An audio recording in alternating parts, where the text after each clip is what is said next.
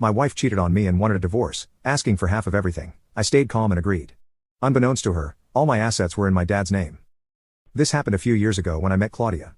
She was beautiful, charming, and captivated me with her infectious laughter. We got married quickly, maybe too fast, and for a time, everything seemed perfect, or so I thought. From the beginning, my dad had advised me to be careful with my assets. We come from a hard-working family that had managed to amass a good fortune over the years.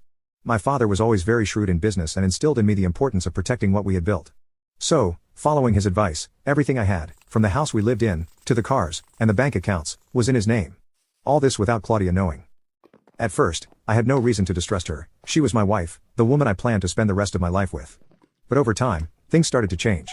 Claudia began to spend more time away from home, always with the excuse that she was busy with work or out with friends. What really raised my suspicions was when she became too interested in our finances. She started asking me exactly how much I was earning, how much things cost, and whether we had insurance in case of emergencies. One day, I decided to follow her after she told me she was going to a work meeting. It turns out that the meeting was at the most expensive restaurant in the city, but she was not alone. I saw her having dinner with another man, laughing and being much more affectionate than she had been with me in months. My heart broke into 1,000 pieces at that moment, but I didn't let anger blind me.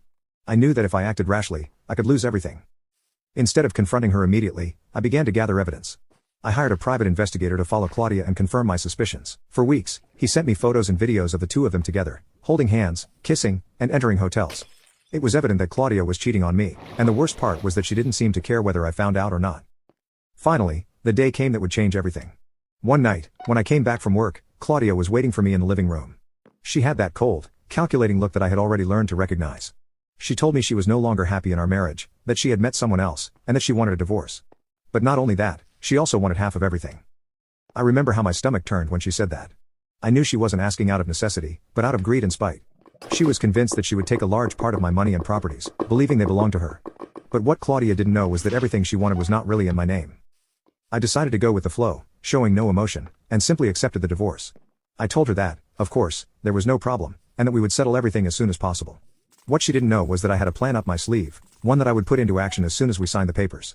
Now comment update to tag you on part 2.